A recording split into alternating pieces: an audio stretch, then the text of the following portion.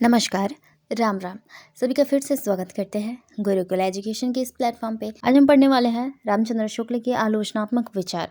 साथ ही रामचंद्र शुक्ल ने किन मूल्यों के आधार पर समीक्षाएं की हैं वह भी देखेंगे, और आचार्य शुक्ल की सैद्धांतिक समीक्षा, व्यवहारिक समीक्षा को भी आज हम पढ़ने वाले हैं। इन सभी पर हम लोग विस्तृत चर्चाएं करने वाले हैं, इसको जानने वाले हैं। तो श्री गणेश करते हैं आज के इस वीडियो का और जानने की कोशिश करते हैं उन मूल्यों को और उन समीक्षाओं को भी जो रामचंद्र शुक्ल ने हिंदी साहित्य में हम सभी को प्रदान किए हैं। जैसा कि पिछले वीडियो में मैंने बताया है कि रामचंद्र शुक्ल का हिंदी साहित्य में बहुत योगदान है।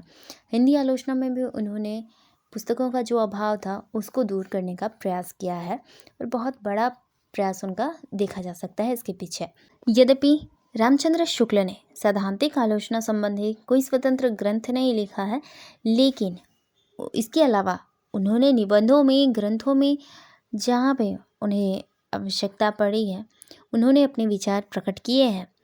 काव्य संबंधी लेकर उनको जितने भी विचार थे वह निबंधों में और ग्रंथों में उनके दिखाई पड़ते हैं। शुक्ल जी ने भारतीय एवं पाश्चात्य आचार्यों के पुस्तकों का गहन अध्ययन किया, उनके विचारों का गहन अध्ययन किया, इनका समन्वय करके एक नवीन पद्धति का उन्होंने विकास किया और वही अपने विचार वहाँ प्रकट किए हैं। रामचंद्र शुक्ल प्रखर बुद्धि और प्रतिभा के धनी थे। इस कारण उन्होंने समालोचना साहित्य को इतना विकसित किया। आचार्य शुक्ल ने शास्त्रीय, व्यवहारिक और सैद्धांतिक समीक्षा पद्धतियों को विकसित किया।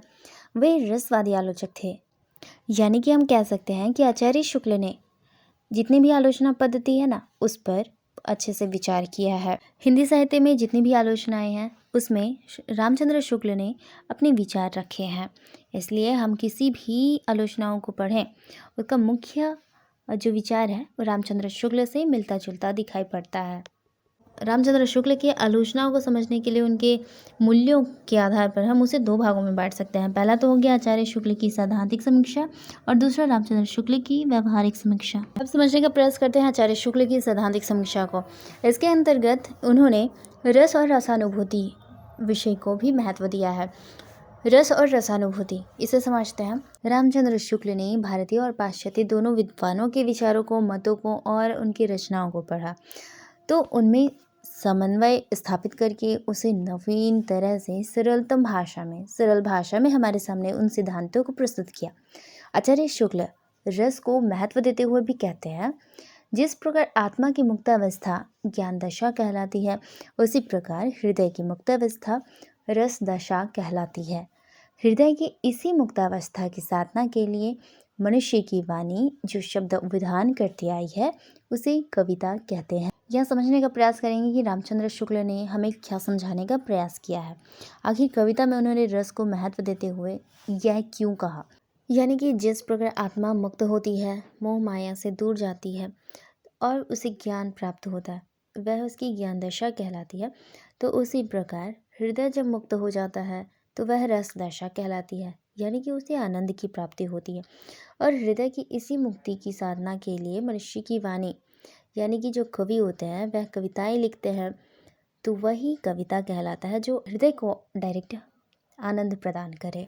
तो इस तरह आचार्य शुक्ल ने रस का क्या महत्ता है कविता में उसे बताया, कविता की परिभाषा भी बताई उसके माध्यम से।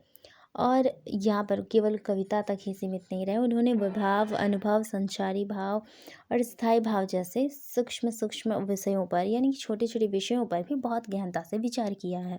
आगे चलते हैं दूसरा पॉइंट है रस का स्वरूप। इसमें आचार्य शुक्ल ने रस की अनुभूति को लौकिक बताया है, वहीं प्राचीन संस्कृत आचार्यों ने रस को अलौकिक और ब्रह्मानंद सहोदर माना है।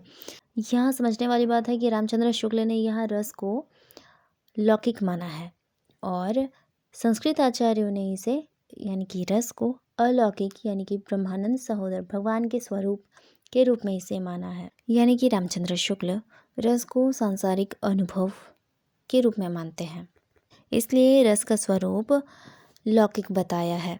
आचार्य रामचंद्र शुक्ल ने रस निरूपण की विवेचना तो करी ही, लेकिन उसे जनसाधारण तक रस निरूपण और रस निष्पत्ति की प्रक्रिया को भी बताया। तीसरा पॉइंट है साधारणीकरण। चलिए समझते हैं इसको भी। वे कहते हैं कि जब तक किसी भाव का कोई विषय इस रूप में नहीं लाया जाता कि वह सामान्यतः सबके उसी भाव का आलंबन कर सके, तब तक उसमें शोधबोधन की पूर्ण शक्ति नहीं आती। इस रूप में लाया जाना ही साधारणीकरण है। जैसे उदाहरण के तौर पर हम समझने का प्रयास करें तो एक देशभक्ति कविता को लेते हैं। जब कवि देशभक्ति की कविता लिखता है तो उसे पढ़कर, उस कविता को पढ़कर सभी में देशभक्ति के भाव आने चाहिए। वही साधारणीकरण है। जब सभी भाव, सबको एक भाव आते हैं, देशभक्ति के भाव कविता में लिखा हुआ है, देशभक्ति की कविता, तो सभी में देशभक्ति के भाव आने चाहिए। जब अद्भुत कविताएं लिखी जाती हैं तो उसमें अलौकिक आश्चर्य की बातें होनी चाहिए, तो सब में वैसा भाव भी उत्पन्न होना चाहिए। यही साधारणीकरण है।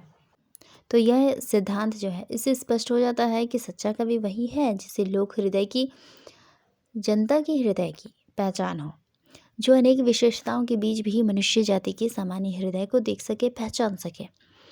ऐसे कवि जो केवल अलंकारिक चमत्कार और कोरे उपदेश, केवल उपदेश के लिए काव्य रचना करते हैं, वह केवल अधम कवि होते हैं। उसे अधम कहना आवश्यक है, न कि वे कवि कहलाते हैं।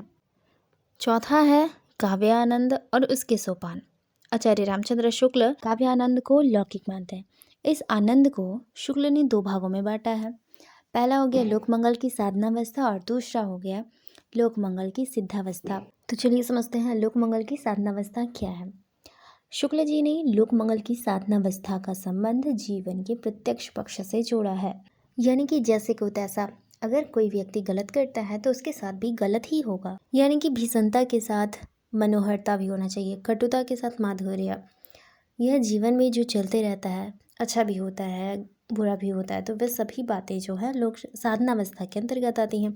और वहीं सिद्धावस्था को अगर हम समझने का प्रयास करें तो सिद्धावस्था जीवन की उपयोग पक्षों से जोड़ा जाता है।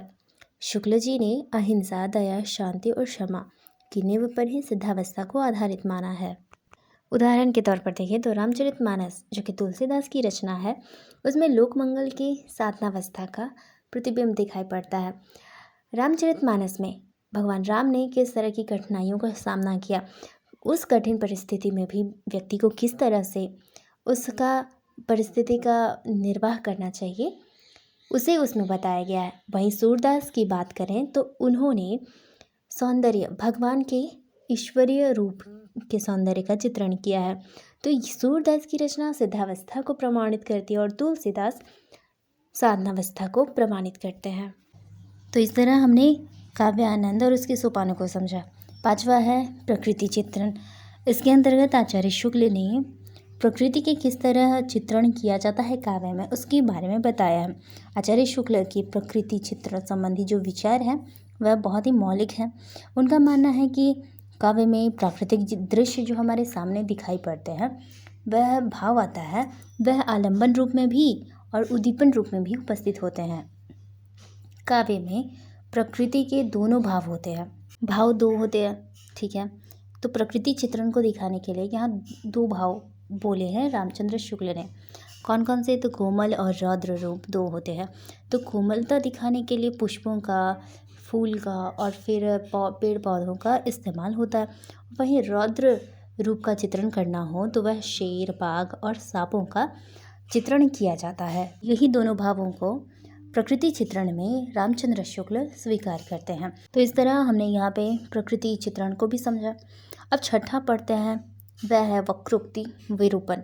यह क्या है, चलिए समझते हैं। आचार्य शुक्ल ने चिंतामणि भाग 1 में वक्रोक्ति तथा चमत्कार को अनिवार्य माना है। वक्र जोड़ उक्ति यानी कि वक्रोक्ति, जहाँ कथन को वक्र करके बोला जाए, यानी कि कहने वाला कुछ और कहे और सुनने वाला कुछ और अर्थ समझे।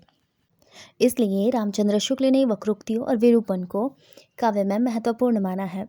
वक्रोक्ति को तो हमने जाना है कि जो भी हम शब्दों को या कविताओं को पढ़ें, उसमें जो भी हम बोलते हैं, सामने वाला व्यक्ति उसका अर्थ दूसरा ही निकालता है। तो ये तो वक्रोक्ति है। और विरूपण क्या होता है कि शब्दों और अर्थों में बहुरूपता दिखाई देता है, तो यह विरूपण है। तो ये हो गया वक्रोक्ति और विरूपण का जो विशेषता था। तो यही शब्दों की क्रीड़ा जो होती है, इसको आचार्य शुक्ल ने महत्व दिया है। सातवां है कल्पना और सौंदर्य। काव्य में कल्पना और सौंदर्य महत्वपूर्ण माना जाता है।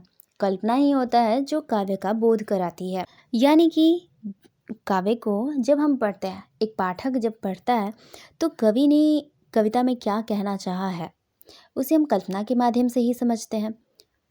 तो ये था कल्पना और सौंदर्य। इसी तरह आचार्य शुक्ल ने सैद्धांतिक समीक्षा के अंतर्गत इन सभी विषयों को महत्वपूर्ण माना है और इन सब के विषय में अपने निबंधों में और अपने रचनाओं में इसे महत्व देते हुए इस पर विचार भी किया है। इस तरह हमने सैद्धांतिक समीक्षाओं को तो जान लिया, अब जानते हैं व्यवहारिक समीक्षा। आचार्य शुक्ल ने सैद्धांतिक आलोचना और व्यवहारिक आलोचनाओं में सामंजस्य स्थापित किया। आचार्य रामचंद्र शुक्ल ने व्यवहारिक समीक्षा के अंतर्गत दो तरह से समीक्षाएं की हैं।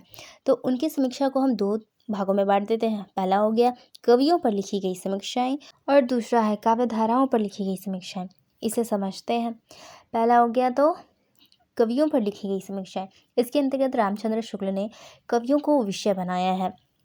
कवियों के बारे में, लेखकों के बारे में उन्होंने इस पर चर्चा की है और अपने विचार रखे हैं, समीक्षाएं की हैं। ठीक है, जैसे बात करें, उन्होंने यहाँ पर तुलसीदास, सूरदास और जायसी का उन्होंने बहुत महत्व दिया है और उन सबके विषय में भी यहाँ पर चर्चाएं की हैं। वहीं जानते हैं काव्य धाराओं पर लिखी गई समीक्षा। इसके अंतर्गत रामचंद्र शुक्ल ने कवियों और लेखकों की जो पुस्तकें हैं, जो रचनाएं हैं, निबंध है, उन पर बहुत गहनता से विचार किया है। जिस तरह उदाहरण के तौर पर हमने कवियों को और लेखकों को देखा था, वहीं पे उन्हीं के ग्रंथ को हम देखते हैं।